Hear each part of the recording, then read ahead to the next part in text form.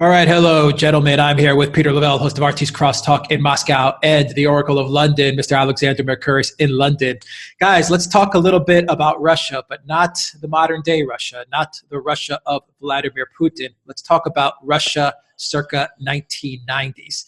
And let's start it off, Peter, with Glasnost, Perestroika, Gorbachev, and let's take it all the way up to when Putin does begin his term in office. Let's touch upon social, economics, military. Let's just, kind of have a really open discussion about Russia in the 1990s and try to put some things in context, historical context. Peter.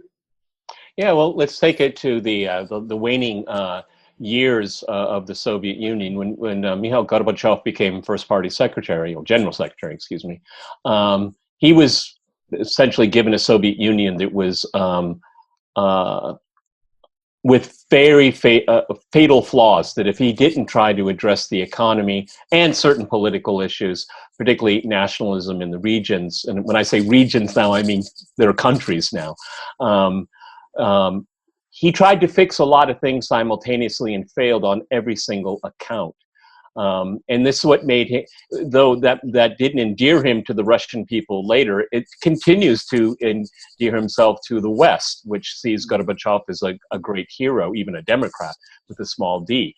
Gorbachev's reputation in modern day Russia is it's a very poor reputation that he has, because he inherited a superpower and he left with a broken country and basically unemployed himself. He destroyed his own party.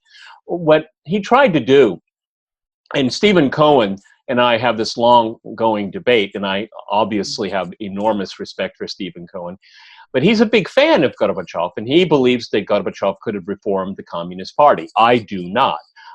It was the totalitarian structure, and once it tries to fix itself, it completely collapses, and that's exactly what happened to the Soviet Union with the Communist Party. So an economy he fiddled with, perestroika. Again, once you start fiddling with the system, it's trying to take this piece and move it over here and try to use market forces there, and fiddling all the way around, that it became totally dysfunctional. And he realized it. Okay, and then there was this the rise of Yeltsin. Now, very simplistically, there's some truth to it, but I think it's a bit simplistic, is that the Gorbachev Yeltsin rivalry was very real for a period of time, and a lot of people. Again, I don't think it's a perfect fit, but basically Yeltsin wanted power, and the way he could do it was to break up the Soviet Union and lead the new Russia. Gorbachev wanted to keep the Soviet Union together. And in the spring of 1991, the year that the Soviet Union broke up, there was a referendum across the entire Soviet Union, and it passed. People wanted to preserve the Soviet Union. Now, at this time, you had a lot of rumblings, particularly in the Baltic republics. And there was an understanding, we know this now, but it wasn't at the time, there was an understanding that they were going to lose the Baltic republics, okay, because of the nationalism issue. And we have to remember, the West never recognized the inclusion of the Baltic republics in the Soviet Union. It was living as if, like we could do today with Crimea, but anyway, there's already a precedent out there for that. But Gorbachev, his great reform efforts came to naught. I mean, essentially, I made a short documentary about this. I mean, there was the fear of hunger. Okay, the Soviet Union was a vast importer of grain. Today's Russia is a vast exporter of agricultural goods, and so the foreign reserves that the Soviet Union had to pay, because they weren't part of the dollar world, they had to pay in gold and other precious metals, and the debt of the Soviet Union was overwhelming. It was something so you had, and it's something I saw. I started living here in 1998, and what you had was 2 decades of the lack of investment in the industrial sector. So you had a lot of really old stuff, and you could tell. Okay, the entire industrial base was beginning to collapse. The last part that survived was the military part, but it took a lot of shocks too, because a lot of their plants, for example, were in Ukraine, in 1991, being a foreign country. And that's where you get Lord of War. I mean, it wasn't the Russians, it was the Ukrainians who were selling this stuff left and right, okay? And Moscow, you know, the military industrial complex, they were a different kind of bureaucrat than what you would see in the West. The military men and working with the industrial complex, they just said, how many tanks do you need? Okay, we'll make them, okay? They wasn't, you know, we're going to go out and get top dollar for our tank, okay? That's not what they did. Other people did, as the Soviet Union was falling apart, did exactly that. And I know this will be a flowing conversation. Also, with perestroika, restructuring the economy, the state was beginning to lose grasp of property rights. So you had these industrial managers, and in many cases, like middle managers saying, you know, this is worth something. Let me give you a real quick example, a story I was told. Venom from like snakes, you know, apparently it's very rare and it's very expensive for medical use, okay? But there's some bureaucrat, and I don't know, he was in the Ministry of Snake Venom, I don't know. You know, he realized that, you know, this sells really well in the West. So he went down into Central Asian republics, I think it was Uzbekistan, and they had this, like, you know, big factory of snake venom, and they had this huge warehouse, and he just said, well, send it up to Moscow, you know, we need to take a look at it. So they sent it all up, and this guy was able to get an export license, probably illegally, but, you know, there was a lot of bribery and greasing of palms. So you get this huge shipment of venom, and he gets it out, and he makes a ton of money. And apparently the guy bought a yacht and still lives off of Miami, okay? So that's just a really good example of how bureaucrats became quasi-entrepreneurs. When I say quasi, they were breaking the law and using the state to enrich themselves. And that is the entire history of the 1990s until the advent of Putin. So I hope I kind of started us off in the right direction. Yeah, a lot of oligarchs were made, Alexander. Well, that's the 90s. That's the 90s. Yeah, absolutely. Can I just supplement a bit of what Peter said? Because, of course, what had happened in the Soviet Union running from the 1960s was that they lost control of their pricing system. And in fact, we now know quite a lot about what was going on within the Soviet government in the 70s. And we now know that there were people in the finance ministry and in Gosplan, that was the equivalent of the economics ministry, the people who ran 5-year plans. And they were advising Gorbachev in the 80s that what the Soviet Union needed to do was to sort out its pricing policy and balance out its budget. In other words, bring its financial system under control, because essentially prices for goods were completely malformed because there'd not been a major price reform since the 1960s. And there was a huge amount of underground inflation, which, of course, wasn't being addressed. So, of course, what Gorbachev did was the exact opposite. He didn't, in fact, deal with the financial system. He tried to accelerate industrial growth by increasing state investments. That made the pricing system even more malformed, and of course, it pushed the budget into severe deficit. And the result in an economy like Russia's, the Soviet Union's, which already had a major inflation problem, was that it compounded inflation massively. So, and on top of all of that, he did exactly what Peter says. He was incredibly idealistic. He thought he could sort of resolve everything at once. And he did this huge move to democracy at a time when logically what someone else, say a Deng Xiaoping in that situation, would have done is, until the financial system was fixed, he'd have tightened the political screws, not loosened them. But it did create a disaster economically for the 1990s, which, it must be said, was massively compounded by the economic shock therapy ideas that were introduced from the West at that time. Because, of course, what we then had was exactly what Peter said, this complete selling off of every conceivable asset at bargain basement prices. And what I think is not appreciated is that we also had a continued malformation in both budget and pricing policy in the 1990s, which continued and which made possible exactly what Peter has described with the sale of venom and things of that kind. I mean, we had low prices for goods in Russia, very high prices for the same goods abroad, and we had the oligarchs, who were well-connected people with access in some form to hard currencies, and that's been an unresolved mystery to this day, how some of these people got those hard currencies. But they were able, using hard currencies, to buy things cheaply in Russia, especially oil and gas and assets, and then sell them at much, much higher prices abroad. And what happened? Hang on, let me jump in before we get to that, because if there's another important piece before we get into the 90s full blast, okay?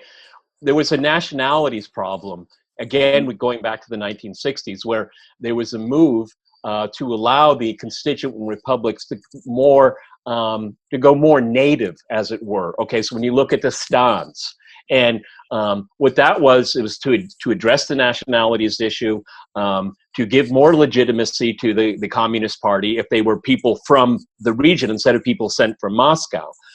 Stalin did that because he knew if he sent a Russian into Uzbekistan, he's not from one of the clans in Uzbekistan. So he's going to say, you know, I'm going to treat you all the same because you all are the same to me.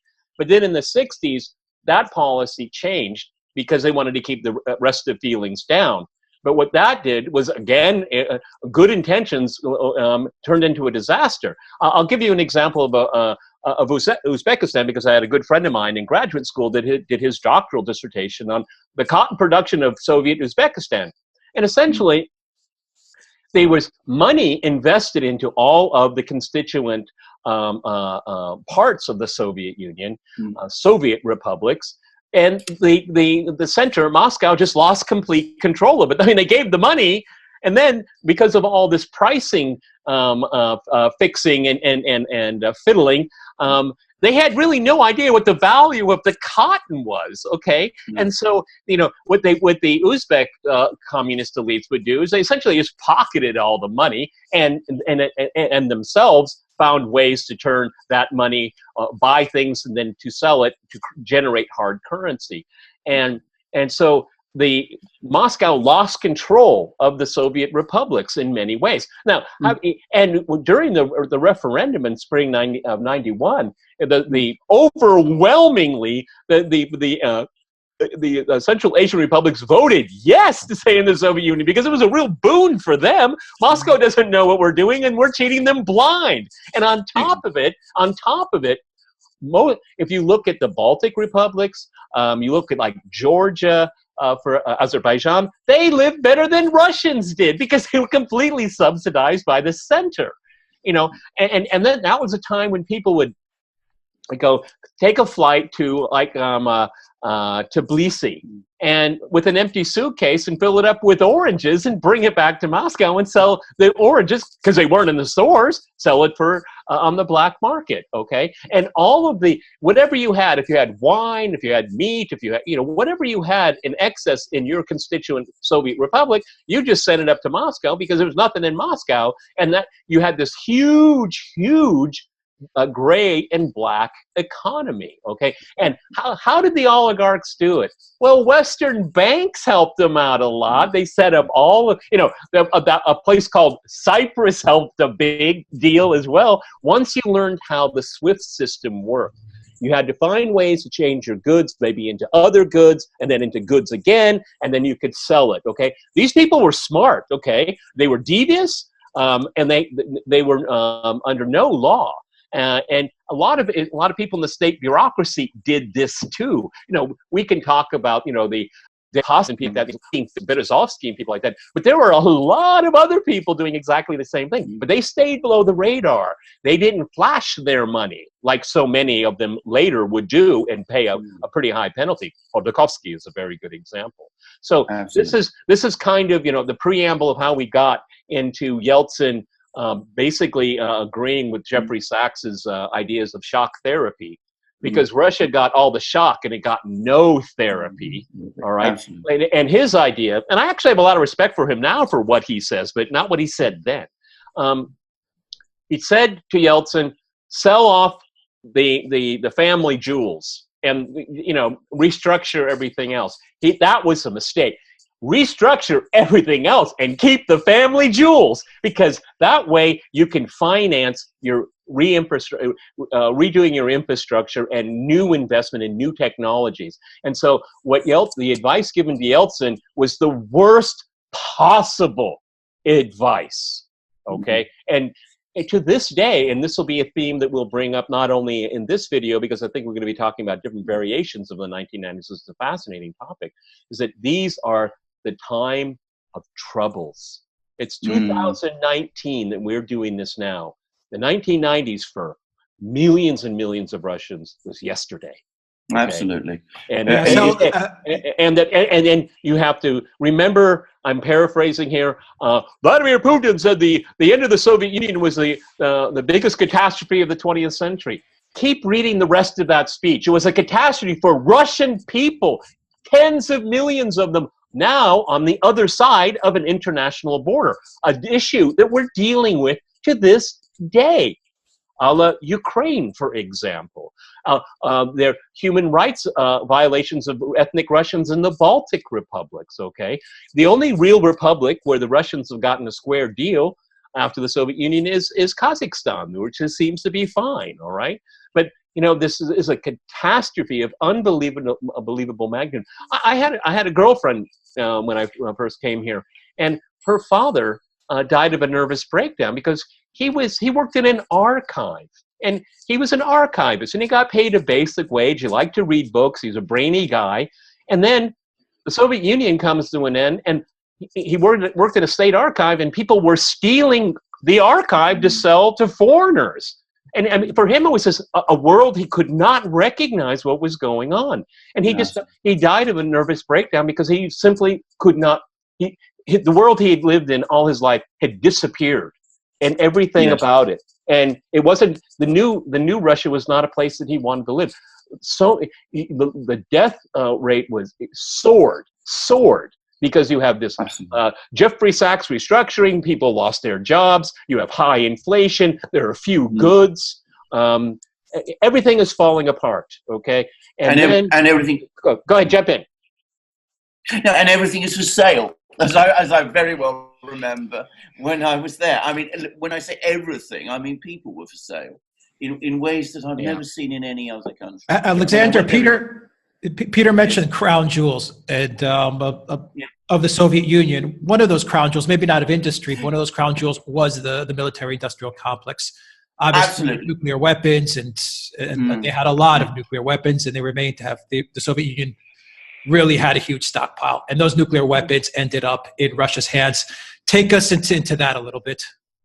Yes, I mean, the point to understand is, of course, that the Soviet Union, in some respects, was a very successful economy. I mean, it did build up a very advanced military-industrial complex with very, very powerful industries and extremely powerful technologies. One of the most complicated technologies on Earth, one of the most complicated industrial processes is to build nuclear submarines. Nuclear submarines are hugely complex machines. Well, I once heard a Russian engineer say that the Soviet Union was building them like pancakes. It could make them as easily as pancakes.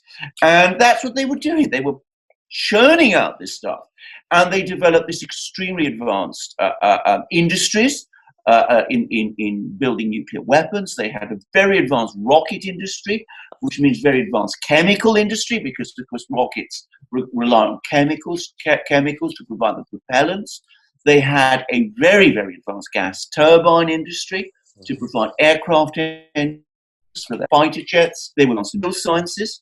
So they were the world leaders in things like metals, metal alloys, titanium alloys. They were able to make submarines out of titanium, which the United States has never succeeded in doing. They were also able to advance heavily in spheres like radio electronics. And suddenly, in 1991, all this huge industrial base that had been built up steadily since the 1930s, with all this vast technological know-how, no longer has any purpose. It's people are no longer being paid. There's large amounts of secrets and classified data there. And the Warsaw Pact countries are no longer in the Warsaw Pact. So, deployment of this material was no longer an option. As a matter of fact, you had a lot, and unfortunately not all of it, a lot of it had to come back. But it went back to storehouses in Ukraine, not necessarily in Russia. So, it's not... Russia's arms industry, obviously they sold things abroad. I mean, it was a sector, but not the same as the United States, okay, or Britain or France, okay. For example, as far as I know, the Soviet Union never sold a nuclear submarine to anyone, okay. And its most advanced fighters, it wouldn't do that as well. So there was huge investment into it, but investment towards what end, okay? Particularly when arms control agreements came into effect where you wouldn't need all of these weapons. Actually, with the INF treaty, an entire class of Russian missiles were destroyed, okay, and not to be built again. They will be built again now because of what we had with the INF treaty. But I don't remember the number. I'll have to go back to Robert Service's book on the Soviet economy. I don't know what percentage. It was like a quarter to a third of the economy was directed towards the military, which is huge expenditures, and one of the reasons why there was a deficit of consumer goods. Okay, giving someone a tube of toothpaste could be a nice birthday gift. Okay, so I'm serious. Okay, I mean, there was the scarcity was so very great. So, and plus, you also, let's talk about the human factor of the military-industrial complex. A lot of people. There was very top-heavy with officers, and when they, the Warsaw Pact, that's kind of like being sent to the Caribbean or something like that. The exotic West for them was Eastern Europe. I remember when I lived in Poland, Soviet bases were kept very much out of sight. But every once in a while, you would see like a general's birthday, and they would rent out a nice restaurant in Krakow, and that's when you would see. And it was always an eye opener because they usually always stayed in their barracks, with very few exceptions. So you had all of that, a vast alliance crumble. Was no longer. They no longer needed to be stores sent to them because they weren't in the Warsaw Pact anymore. So, it was a huge shock to the system, and you had a lot of military people that simply weren't needed anymore. They thought they had a safe job forever. Pension, getting a pension, oh my God, that was a luxury. And if you did get one, it was like kopecks, it's pennies. The humiliation that these people had to go through, the humiliation of the intelligence services. A lot of people defected. A lot of people left with secrets, selling to the highest bidder. It was very, very demoralizing. And I've talked to people that had left the security forces in the early 90s, and they know among them, on their circle, their group, the ones that tipped and were a traitor, and remarkably, some of them have been given their passports to come back. The kind of drawing a very thick line over, that's the past. Okay, so the demoralization of the military and the intelligence services. Look what happened to Putin when he was in Dresden when the Soviet Union came to an end, and he said, there was no one to call. Like he said that, and that was so demoralizing because they were just left there. They didn't know what to do. Okay. Exactly. So I mean, this is not just a catastrophe; it's a trauma. It's a trauma.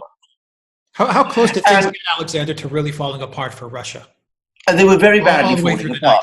And of course, if we're talking about the military-industrial complexes and many state institutions, there was another factor, which is, of course, that this was the era of liberal governments, which were very, very closely in the West, very loyal to the military-industrial complex that had been built up in the Soviet Union. So these people not only felt that they'd been abandoned by the country, the Soviet Union, that they had served, but that they were faced with a government in Moscow that, to the extent that he cared about them at all, was actively hostile to them.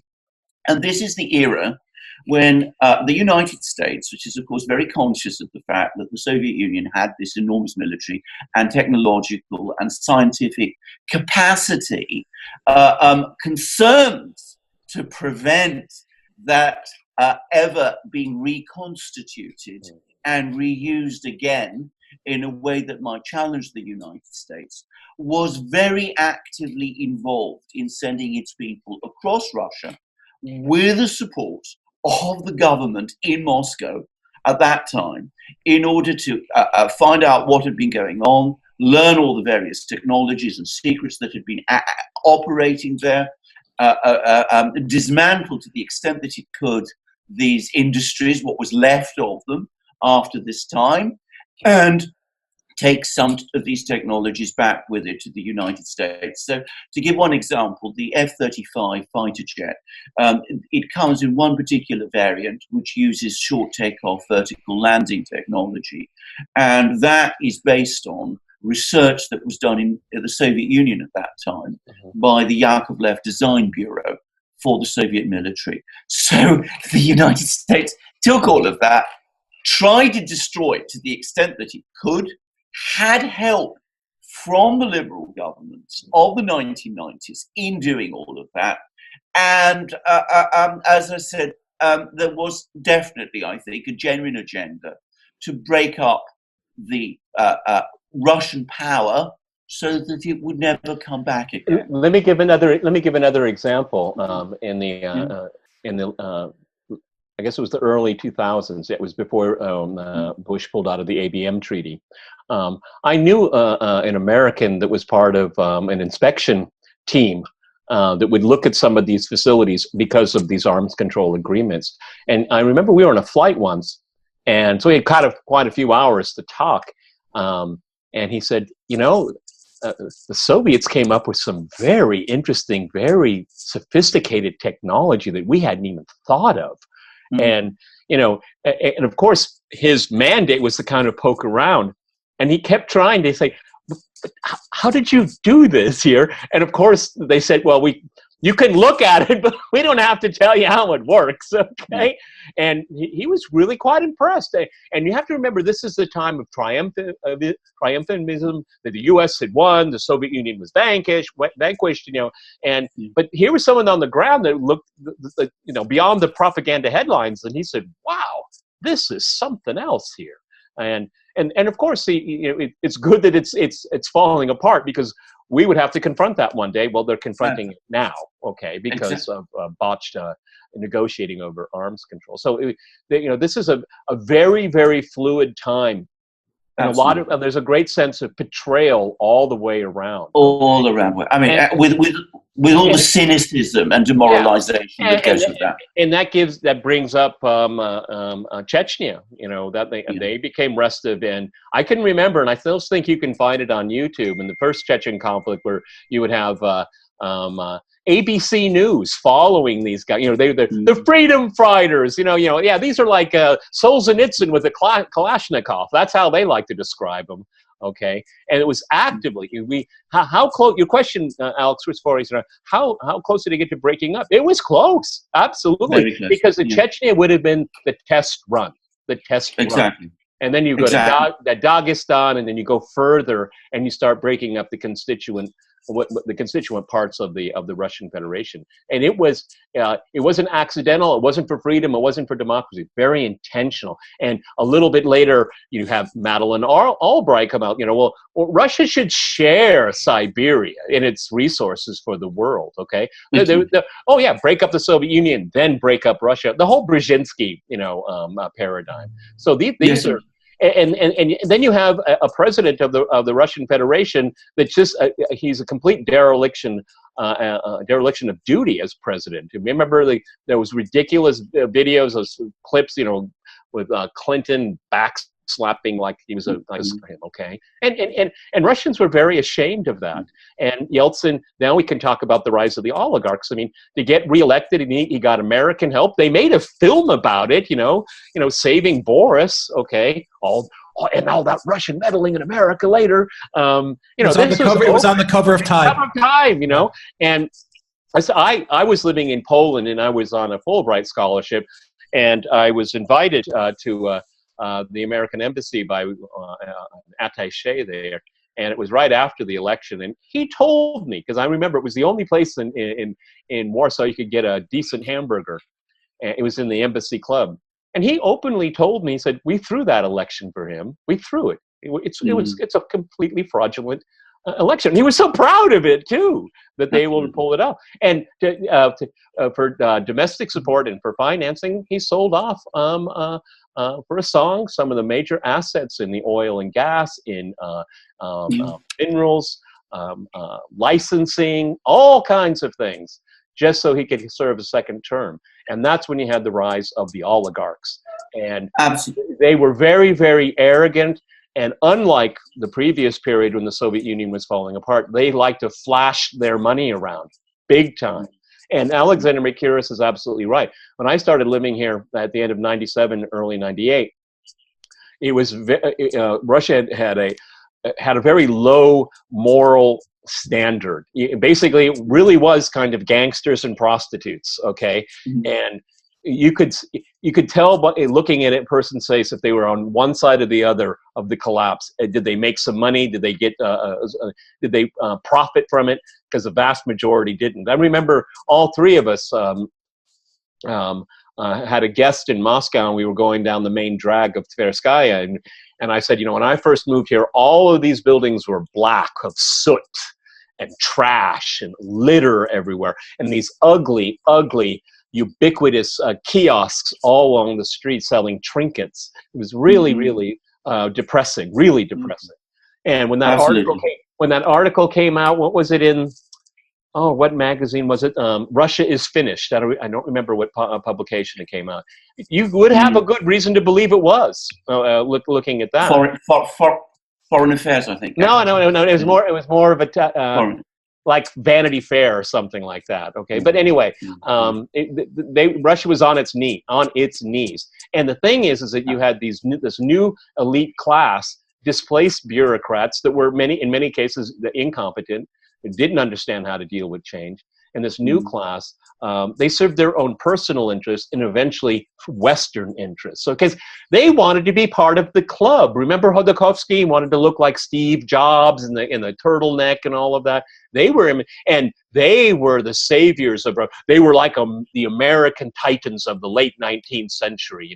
But there's a difference. You may not like the Rockefellers and people like that, but they built something. Okay, the oligarch class in Russia stole everything, okay? They hardly built anything at all.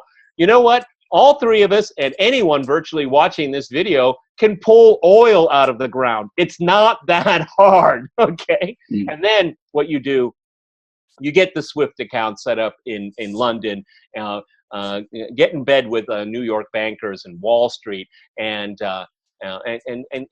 send your money to Cyprus and clean it, okay? So all of this, the West has a filthy hand in all of this, and they made money from it too, okay? Everyone won except for the people, okay? And that's why Vladimir Putin came about. Alexander. Yes. Yeah, I mean, because, and can I just actually come into this? Because, of course, the great weakness of Russia in the 1990s, the thing that really brings this all together, is the complete collapse of its institutional system. So taxes weren't being collected. I mean, if they even existed, the government was living on handouts from the oligarchs and from Gazprom.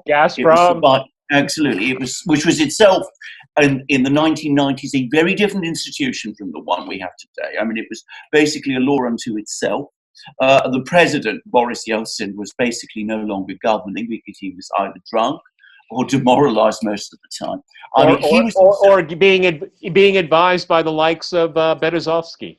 Or being advised by the law. And of course, you have the famous 8 business people, if you can call it oligarchs, the 8 oligarchs, who are in between them and were basically running things for themselves to the extent, as Peter says, they weren't creating anything, they were actually making money from it all. So what happened in the 1990s? Well, I went to Russia in the 1990s, and one of the things I discovered there is, yes, it was an absolutely terrible place, but it was very, very surprising to me how many people were in their own quiet way resisting it. I mean, you would find corrupt policemen in every corner, and you would find the one policeman who wasn't. You'd find people in the military who had given up, and then there'd be an awful lot of people who were still committed to the country. I remember, to one of the summer palaces near St. Petersburg, which was in a terrible state. It had been completely neglected, and there was the staff trying to hold things together. What happened was that in the 1990s, these forces came together. They found someone finally in the Kremlin who was responding to them, and it's still slightly mysterious how Putin emerged out of all of this. And the turnaround, when it happened, was remarkably fast. And the reason it was remarkably fast is because, as I said, so many of these people were resisting, and the population itself supported it. And a whole lot of things began to happen very quickly. Firstly, the leading oligarchs were either fled abroad, like Berezovsky and Guzinski went to Israel. or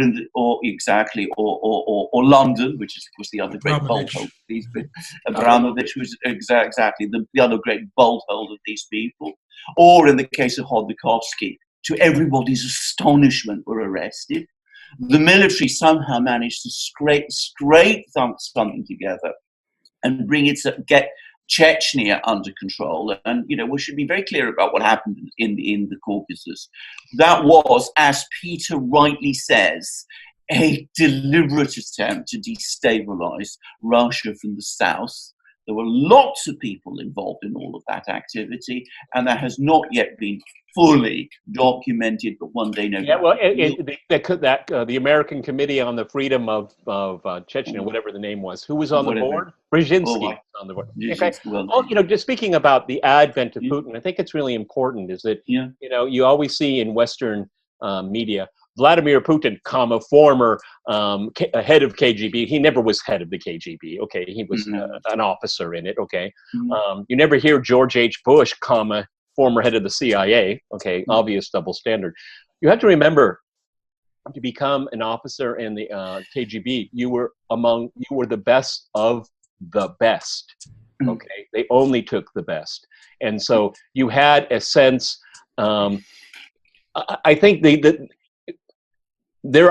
like to know more about it, but about Putin's rise. But clearly, he had already a committed group of people around him. They needed the boss to get things together, not to crush human rights, not to crush civil rights, to save the country and the people. And if you look, he brought in a lot of people that he knew in his career in the intelligence community, and he knew their caliber. All right, because character and proficiency were highly prized. Okay, and if you didn't measure up, you were kicked out. Okay, so that was an organization in many ways that kept things from completely falling apart. And I think it's something that should be praised, not demonized. Indeed. And can I come back to some of the points that Peter was making about the 1980s and the early 1990s, which is, of course, one of the reasons why Gorbachev and Yeltsin failed so catastrophically, was because they followed the advice of the Westerners. They did all the things the Westerners said to them that they should do. They democratized, they sold off assets, they introduced all kinds of strange things. NATO won't expand. All that kind of thing. Now, what happened from the time when Putin came to power is the opposite of what the West was telling him to do.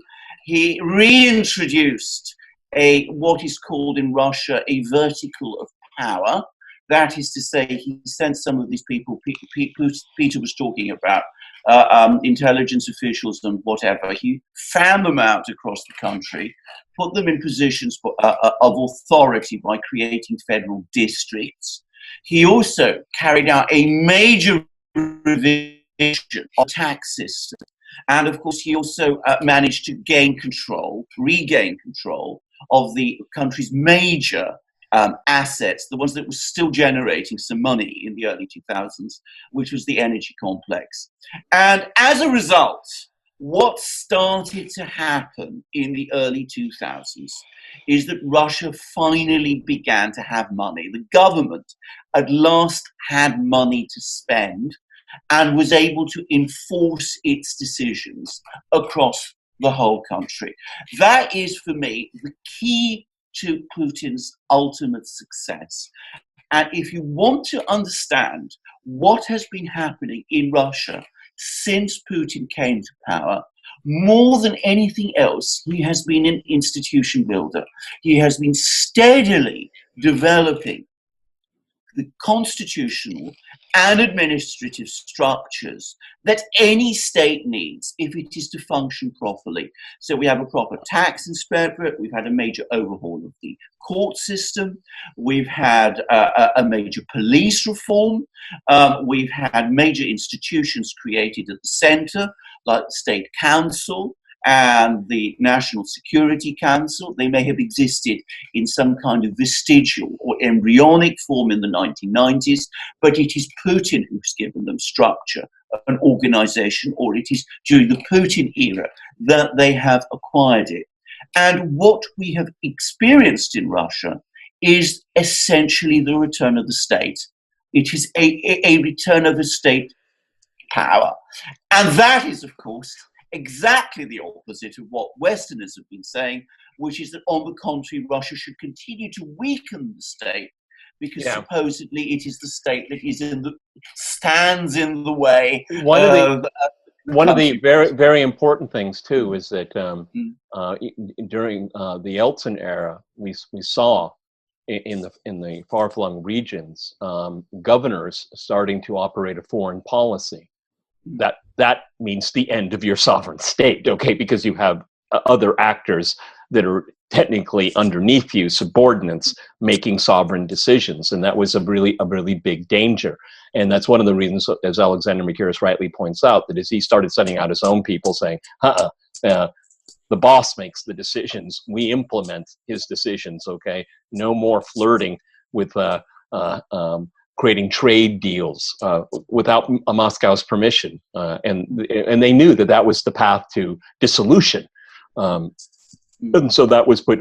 It was, they appointing governors or giving a choice of governors and all that. That was what that's all about there. Of course, they say this is a democratic deficit. No, I mean, you don't need democracy if you don't have sovereignty. Okay, get one thing first. Okay, and so sovereignty. So Alexander Makiris is right, and I've said many times on our podcast, Putin is, you can understand him very simply: reform and sovereigntization. Yes, Two things. absolutely. And that's exactly what he's been doing ever since he's been in high politics. Absolutely. And if we come back to the earlier topic, one of our earlier topics of our discussion, he also understood. He's had some very, very clever people around him. I think one needs to say this. He has a good HR policy, unlike the President of the United States. He understands which are the sectors which make Russia strong.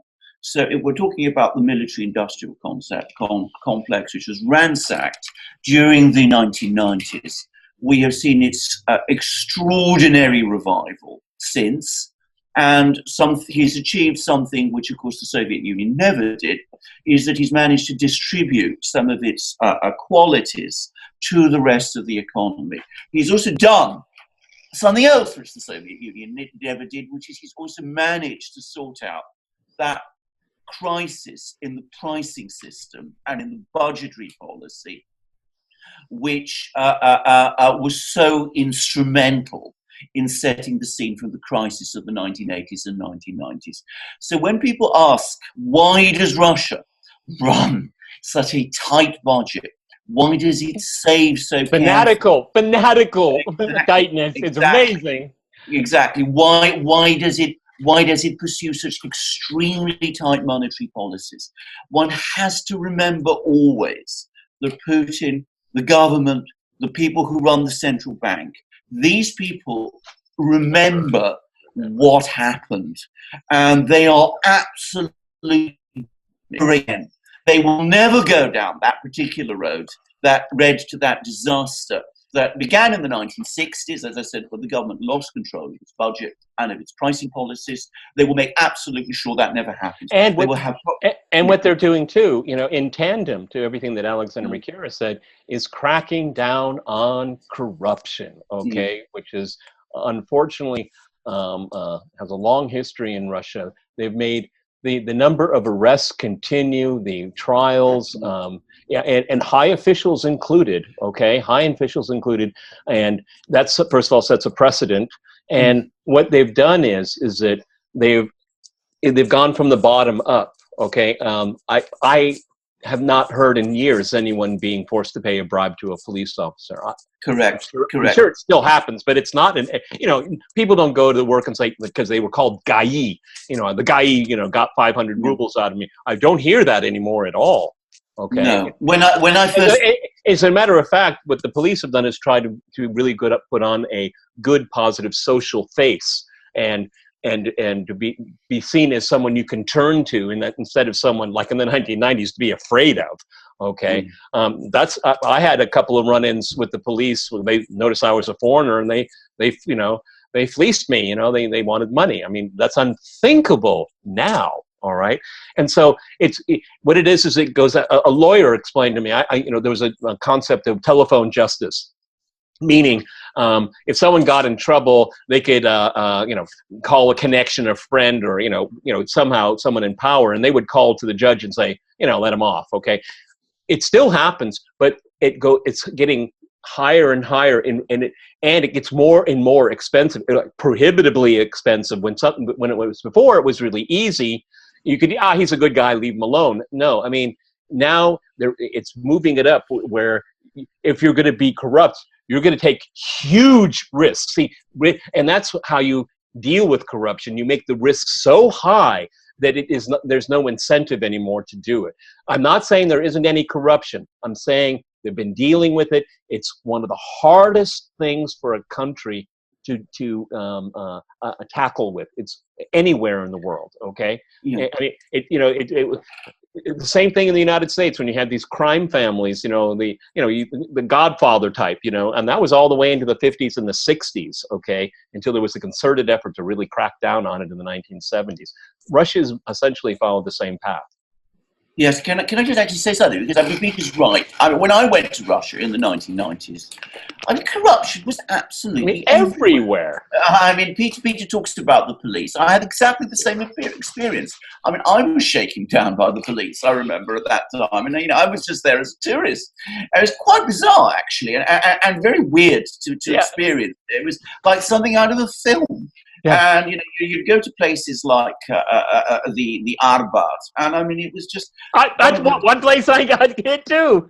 I know, it's one of the most horrifying places I've ever seen. And you talk to people in the business world, and of course everything revolved around bribes. Now you never hear anything like that anymore. I mean, courts function, the police function. I had a long meeting a couple of years ago when I was in Perm with a senior police official, and he was a very interesting man in many ways. And I did remember thinking at the time, this man would be extremely dangerous to try to bribe. The craziest thing you could try to do would be to bribe this person. And yes, there is still a certain lingering cynicism, though much less than there was. And that means, because that cynicism is fading away, you get policemen who now take their job seriously.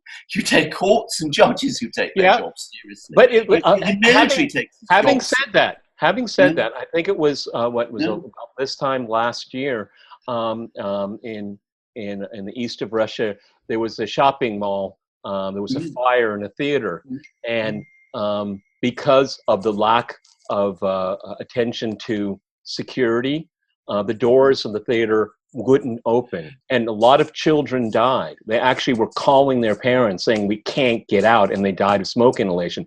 That is a form of corruption that Russia must deal with, because basically, when the health inspector or the electricity inspector comes in, dump still money, everything is fine. Russia pays a heavy price. Exactly. People get outraged. Exactly. People Exactly. must go to prison for this. So it's not all hunky-dory. I'm not trying to put Not in at all. laws, okay? And Because that happens, all right? But let me give you a more lighthearted story. It was in 1998, and I was going down the main drag from the Kremlin, Tverskaya, and I was walking with a young lady, and these two police, excuse me, not police, two gentlemen in a uniform came up to me, and they said they wanted my documents. Документы, пожалуйста. And I said, нет. And they said, oh, they were really surprised. And I said, V armia, you're not the police, okay? You can't stop me, okay? And they were really young, and they were getting a little agitated with me. And I just like, no, you're not police. And I was just going to walk away. And then the smaller and younger of them tapped me on the shoulder. And I turned back, and he said, пожалуйста, деньги на пиво. Can you give us some money for beer? I said, sure. I gave him some money, okay? But they thought they could pull it off because I was a foreigner, okay? But that speaks to also, at that time, what it was like to be a foot soldier in the military, getting to the point where you're trying to shake down a foreigner. So that doesn't happen at all now. As a matter of fact, it's so nice to see they have elite cadet schools for every single branch of the military in Moscow, and you see these young men and women in these really cool uniforms, and they're so proud to walk around. That never would have happened in the 1990s, late 90s. No one would do that. Okay, no. But now. Looking really sharp, and there's a career. It's highly respected. The emergency ministry is worshipped in this country because they do all of the most difficult things, and they have a good PR operation. That's another thing that's happened here. Actually show what the state does for people, and of course they put a good gloss on it. Any organization would, but it's not so secretive. It's not gray. It's not hidden. It's something that people should be proud of, and it does help people join the emergency ministry. I mean, I remember in the early 2000s in the emergency ministry, there was, what would they call? They were called the Wolverines, I think it was, and it was really, really corrupt. And they had, like they did to Roger Stone. I mean, they had this like huge SWAT operation and netted a whole group of them in. And some of them, they heard about it, they ran off, they ran away. Some of them still in exile. But they swooped down on it, and they really went into the den of inequity there, and they caught a lot of them. It was really highly publicized that they're doing something about it, okay? And it still happens. Indeed. Can I just come back to the subject of corruption? Because, of course, for me, the place where you really see it still is in the banking industry. There are a lot of very, very strange banks in Russia. And the central bank... But they're getting rid of them. Exactly. The central bank has been pursuing, over the last couple of years, a systematic policy of cleaning these banks up. Now, a banker that I know in Moscow once said to me, it's these banks which are the black holes in the economy. Without them, Peter was talking about, setting up SWIFT accounts and transferring money backwards and forwards and doing all those things. If the banks are working properly, if the tax system is working properly, if the court system is working properly, if the police are working properly, then corruption will always exist. It exists in every society, but it begins to become very, very much more difficult.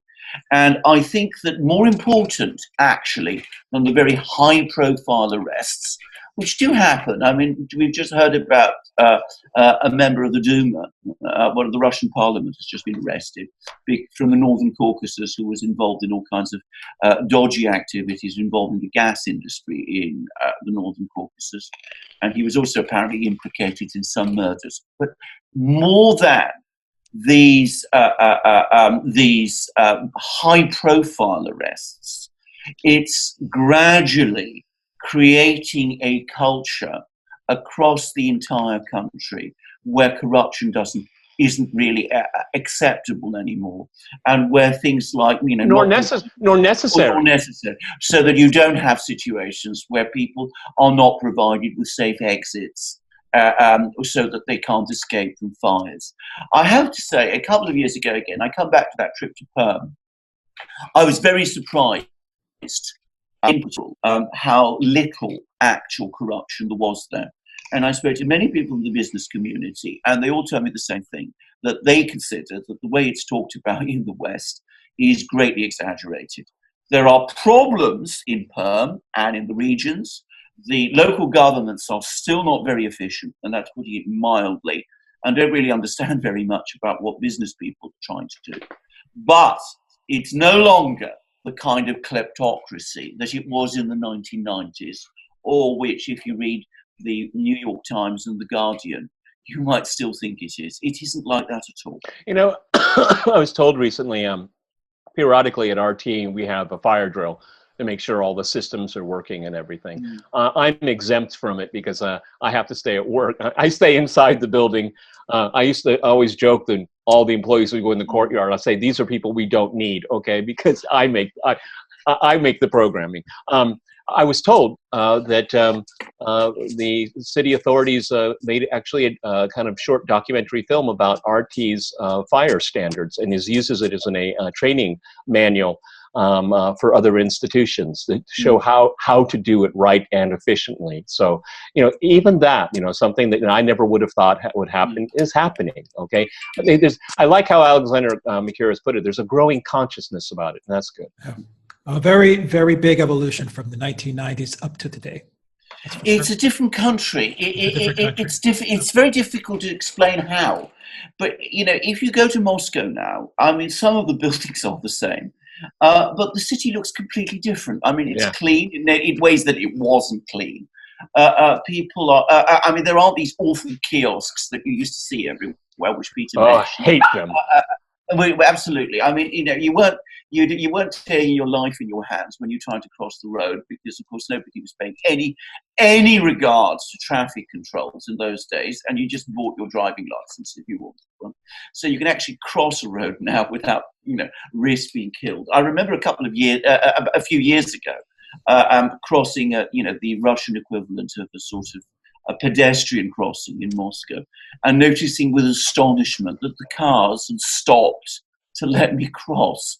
That didn't happen in the 1990s. I mean, that was inconceivable then. Yeah, it was the law of the biggest car. Okay, it was absolutely. I mean, you know, and as I said, and you didn't go into because there's lots of underpasses in Moscow because of the weather, and you didn't see, you know, young women who are basically selling themselves all over the place. I mean, you just don't see anything like that. And as I said, the city has been cleaned up. I mean, it looks physically completely different because, as I said, you see it's been cleaned and shops function. You go to markets and you don't have to haggle all the time. It's just completely different. It's a very, very, very different place. Yeah, you know, it's becoming a very orderly place. One of the defining moments, you know, and you'll never read this in Western media, but I think it was like 2002, and I had been living close to Kievsky Vokzal in the center of the city, and there was an open air market across from my apartment complex, and it was the wild, wild west. It really was, okay? And the reason why the story comes into my mind is because of the word that Alexander Mercouris used, haggling. You haggled for everything. I don't know how to do that. Okay, I'm not good at it, all right? And so it was that during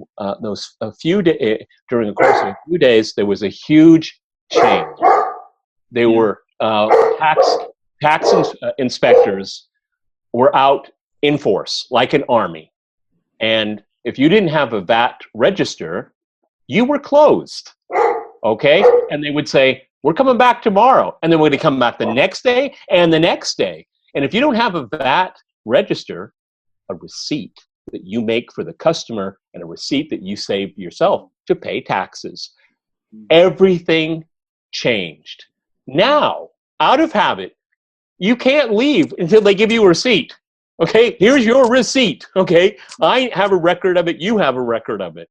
And when you had a 13% flat tax come in, everybody pays taxes now. Okay, nobody likes to give up 13% of your money, but it's not as much as it would be in other places, and people have gotten used to it. When I first came here, nobody paid taxes because nothing had value. Okay, it was what you were willing to pay for, and so that is a revolutionary change and creates and a very good friend of mine about a year and a half ago.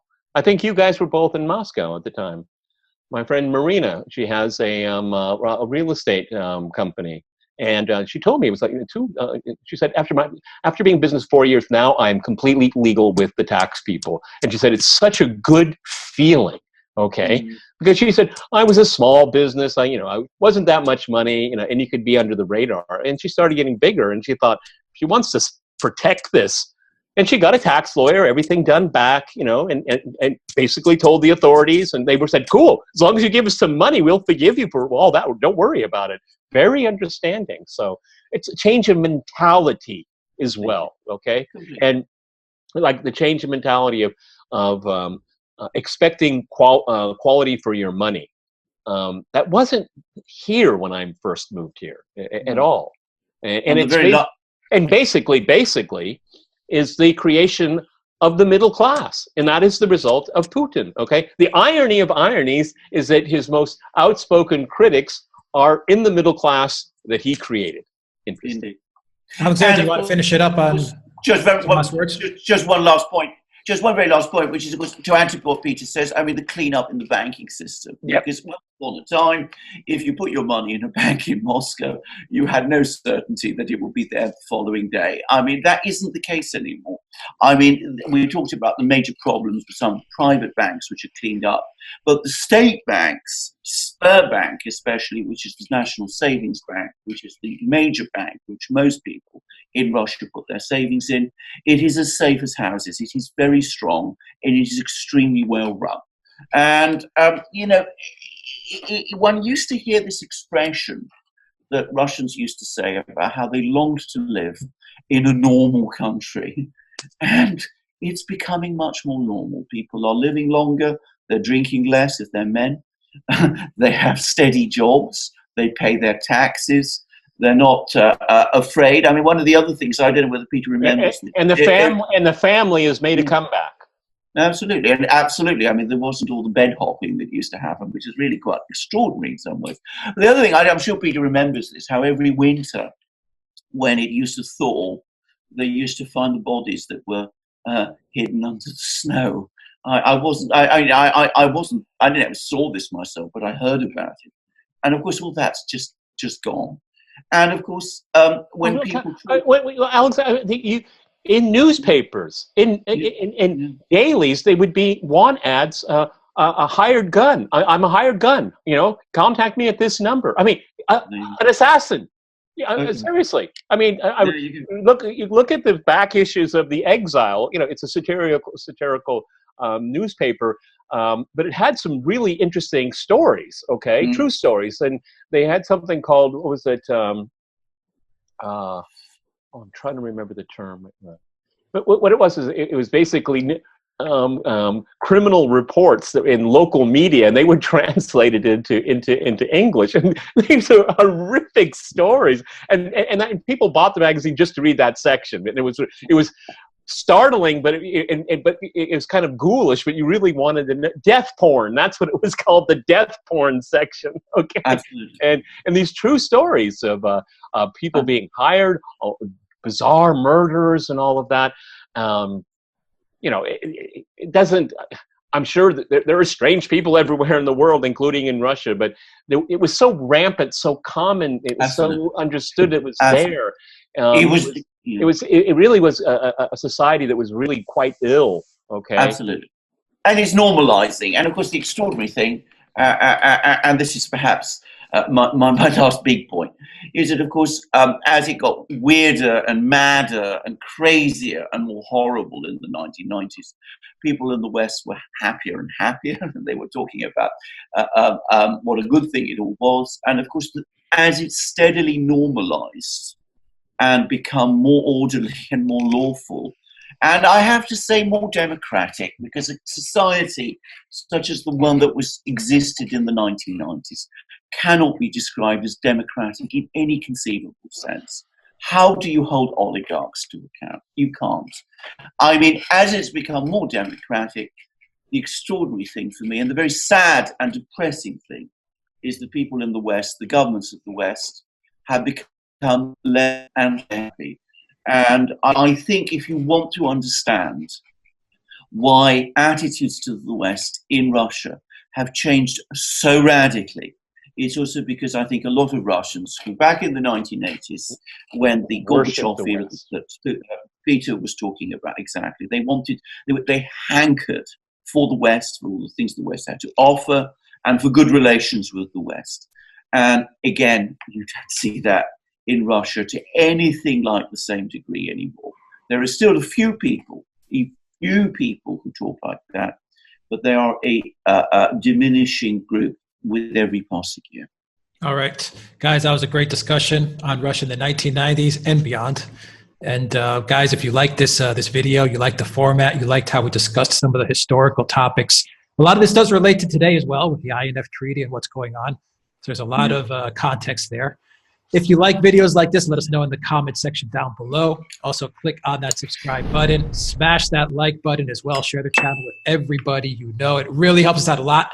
Go to the Duran shop, buy a shirt. That also helps us out a lot, and you can donate to us on PayPal and Patreon as well.